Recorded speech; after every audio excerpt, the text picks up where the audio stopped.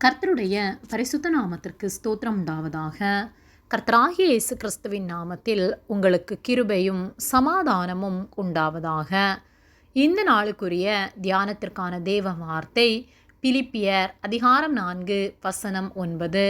நீங்கள் என்னிடத்தில் கற்றும் அடைந்தும் கேட்டும் கண்டும் இருக்கிறவைகள் எவைகளோ அவைகளையே செய்யுங்கள், அப்பொழுது சமாதானத்தின் தேவன் உங்களோடிருப்பார். பிரியமானவர்களே, கர்த்தருடைய வார்த்தைகளை நாம் கற்றுக்கொள்கின்றோம், அவற்றை தினமும் தியானிக்கின்றோம். ஆனால் அவைகளின்படி நாம் செய்கின்றோமா? நம்முடைய வாழ்க்கையிலே கர்த்தருடைய வார்த்தைகளை கைக்கொண்டு நாம் நடக்கின்றோமா என்பதை நாம் சிந்தித்து பார்க்க வேண்டும்.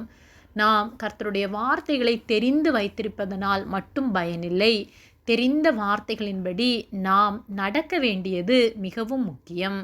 பரிசேயர் வேதபாரகர்கள் கர்த்தருடைய வார்த்தைகளை கற்று அதை பிறருக்கு போதிக்கிறவர்களாய் இருந்தார்கள். கர்த்தருடைய வார்த்தைகளில் அவர்கள் மிகவும் தேறினவர்களாக இருந்தார்கள். ஆனால் அவர்களுடைய வாழ்க்கையிலே அவற்றை அவர்கள் செயல்படுத்துவதில்லை, அவற்றை கை கொள்ளுவதில்லை. அதனால் அவர்கள் கர்த்தராகிய இயேசு கிறிஸ்து இந்த உலகத்தில் வந்த போதிலும் அவர் தேவன் என்று அறிந்து கொள்ளாதபடிக்கு அவருடைய கண்களும் அவர்களுடைய இருதயமும் அடைக்கப்பட்டிருந்தது.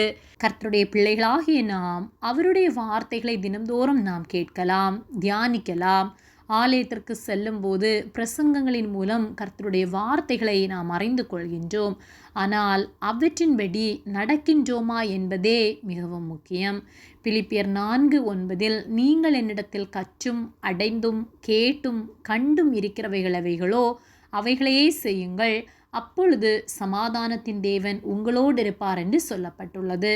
பவுல் பிலிப்பியர் சபைக்கு சொல்லும்போது, நான் உங்களுக்கு கற்றுத்தந்ததும் என்னிடத்திலிருந்து நீங்கள் அடைந்ததும் கேட்டதும் கண்டதுமாகிய வசனங்களை நீங்கள் எவையெல்லாம் என்னிடத்தில் கற்றுக்கொண்டீர்களோ அவற்றின்படி செய்வீர்களானால் சமாதானத்தின் தேவனாகிய கர்த்தர் உங்களோடு கூட இருப்பார் என்று சொல்லுகிறார்.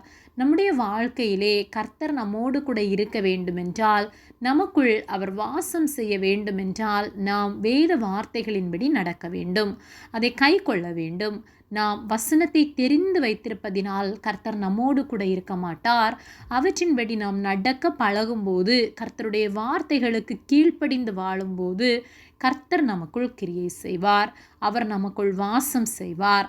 ஆகவே ஒவ்வொரு நாளும் அவர் வார்த்தைகளின்படி நடப்போம், அவருக்கு பிரியமாய் வாழ்வோம். கர்த்தர் நம் ஒவ்வொருவரையும் ஆசீர்வதிப்பாராக. ஆமேன். ஜெபம். எங்களை அதிகமாக நேசித்து வழிநடத்தி வருகிற எங்கள் அன்பின் பரிசுத்த பிதாவே, இந்த நாளையும் நாங்கள் காணும்படியாகவும் உம்முடைய வார்த்தைகளை கற்றுக்கொள்ளும்படியாகவும் நீர் எங்களுக்கு தந்த கிருபைக்காக நன்றி செலுத்துகின்றோம். நாங்கள் தியானித்த வார்த்தையின்படியே நாங்கள் கேட்டதும் கண்டதும் கற்றுக்கொண்டதும் ஆகிய உம்முடைய வார்த்தைகளை நாங்கள் கேட்கிறவர்களாய் மாத்திரமல்ல, அதை எங்களுடைய வாழ்க்கையிலே கை கொள்ள அவற்றின்படி நாங்கள் செய்ய நீர் எங்களுக்கு உதவி செய்யும்படியாய் ஜெபிக்கின்றோம். உம்முடைய வார்த்தைகளுக்கு நாங்கள் கீழ்ப்படிந்து நடக்க நீர் உதவி செய்யும்படியாய் ஜெபிக்கின்றோம். எங்களை உம்முடைய கரத்திலே ஒப்பு கொடுக்கின்றோம். இயேசுவின் நாமத்தில் ஜெபிக்கின்றோம் பிதாவே. ஆமேன். கர்த்தர் உங்களை ஆசீர்வதிப்பாராக.